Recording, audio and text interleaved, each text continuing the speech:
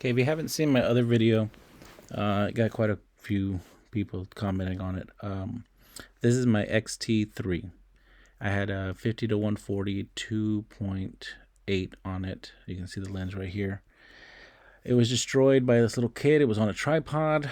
Now, I don't leave the tripod and camera alone ever, especially at a wedding. I had it in my hand, and this kid comes running up with these other kids and hits the tripod so hard that the camera goes flying out of my hand. And this is the damage that was left. The screen cracked. The SD card number 2 won't read.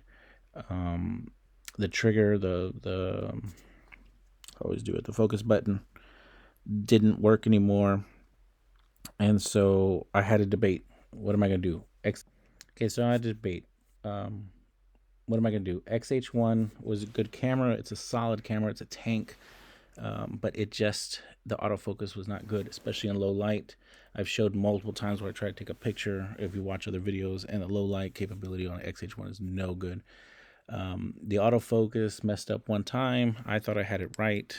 I couldn't tell in the screen. So, I mean, it's a good camera with some nice specs. It does really well if you're a slow-paced photographer, but I have to do weddings, and it was my detail shot camera, because it had IBIS on it. I could get really low with the 16 millimeter lens, 1.4 I think it is, and that 16 millimeter doesn't have IBIS on it. So this camera with IBIS, the little bit of IBIS it had, did really well. I loved it. I loved the XH1 for detail shots and the 16 mil, and it was great. I could put on a gimbal if I really needed to do some video work, but I never really did video with the XH1. It was a good video starting camera. Like, if you're learning video, it's a good one to go off. If you find one, like I said, they're tanks. Just for the pace of a wedding, it wasn't going to work. So then I had to determine what I was going to do. The XH1's flaw, I think, is this battery. So is the XT3. This battery, if you do video on it, you need like 10 batteries. If you do photos, I probably can get a good, I don't know, 300 to 500 shots on it, on the XT3.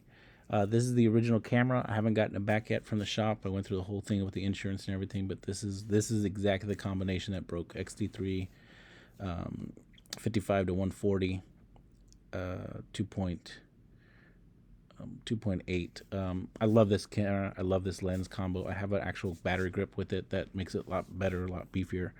But going back to the battery is not a good battery. So I had to determine, what camera am I going to get. Am I going to get the XT5,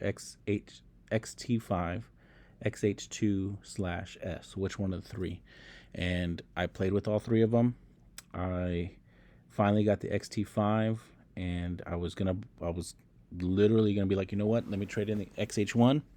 I went to the store to trade it in. They were saying, hey, we're gonna give you it. They sold one for $800, and we're gonna give you $500 for it because they take 60%, so they can make profit. I don't know, something like that.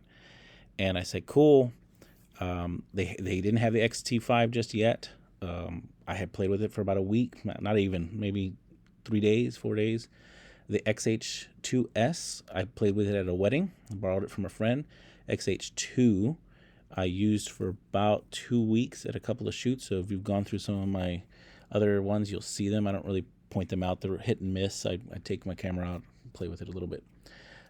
So I told a friend of mine, hey, I don't know what to do. There's 3 really good cameras. He said, go buy a Sony. I was like, I can't afford a Sony. And he's like, well, if you're paying $2,500 because I was most likely going to do the S, right? I was going to do the XH2S because of the PASM dials. He goes, if you're going to do a Sony, or you're going to pay that much, go buy a 3 or a 4 at the minimum. What I really wanted is a R5 because of the articulating screen. I really like that. But anyway, so I sat there and I debated back and forth, and I finally came to the decision that I'm going to go ahead and get the XT5. I was talking to a friend of mine. He goes, hey, I got a buddy of mine that's trying to get rid of a lot of his gear. He's moving over to Canon. You might want to talk to him. So I went and talked to him, and he's like, well, how much is the camera store going to give you? And I was like, $500. And he's like, listen, I really like Fuji, but I don't need all this gear. I'm giving away all the lenses, but I really want the XH1 as just like an everyday kind of carry. I like the way it handles. I shouldn't have sold my old one, yada yada. And he goes, I'll give you $550, and I'm going to give you my XT4 for it, and you just give me a couple $100, right? So it was, what is it, $1,700 camera. He used it for like 400 shots, maybe 1,000 shots, and 4 hours, maybe 5 hours of video, he said. So pretty much a brand new camera. It looks good. There's nothing wrong with it.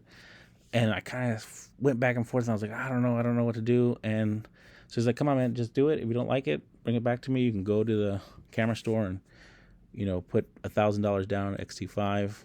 And so I said, okay, well, how much do you want it for? And he's like, let's do 800 total, so $300. And I said, okay. So I bit the bullet, bought the XT4, been using it, and I have loved it. And I love it for this one reason right here. And I'm going to show you this right here. So I bought it for this battery. I took this battery out by itself on an event, 2 events actually. Actually, I did 4 that day, and the battery lasted forever. He told me, hey, look, if you don't want it, bring it back by the end of the day. You can hold on to the XH1. I said, okay. But the battery lasted forever. I mean, it was fully charged, 100%. It still had like 40 or 38%, something like that at the end of the day. And so I was like, I love it. The flip out screen is something to get used to, but I got to give it. I used to have a Canon a long time ago. We used to do skate shooting as far as like videos and stuff like that. And I love the flip out screen because I could get really low. And at my age, it's hard for me to get low, and I like to take low shots. When people are dancing, I like to take low end shots for a wedding. Yes, it is kind of annoying to get head-on shots, but that's what I have the XT3 for. I have the Sony A7RV and the Fuji. And I'm going to be honest with you. I had the XH1 and the XT4 low light. The XH1 was flying all over the place. It couldn't pick up faces. XT4 picked up the face, took the pictures. Now, Fuji still has, even with the XT5, not as bad, but with this XT4, it's just as bad as the XT3 and a little bit as far as the XH1, because the XH1 did it all the time. It finds faces, I don't know where, right? There's probably a ghost out there or whatever, but I really love the XT4. I really enjoy it. It's a great camera. If you're debating on what to buy, don't fall for the marketing, right? The XH2S, if you're going to spend the money, I would say the XH2S is a great camera hybrid system. It's got great video quality, and it still has that 26 megapixel camera, I think it is, thing. You don't need the 40 megapixels. I think that's what it is. It just eats up so much of my memory. Oh my God, it took me forever to download the photos. Every time I try to edit, my system would crash. I'm not saying anything bad about Fuji with 40 megapixels. It's great. If you're a landscape photographer, you go get it, man. But you've seen these people with GFXs, 50s and 100s, and they lie to you. The image is amazing, but they never tell you how many hard drives they go through. They never tell you how slow their system is. They have to be at their desktop waiting forever for this stuff to download. It is a pain. So overall, I got the XT4. I'm loving it. I'm going to give an update down the road. But I thank you for listening. Have a great day, great night, and see you on the other side.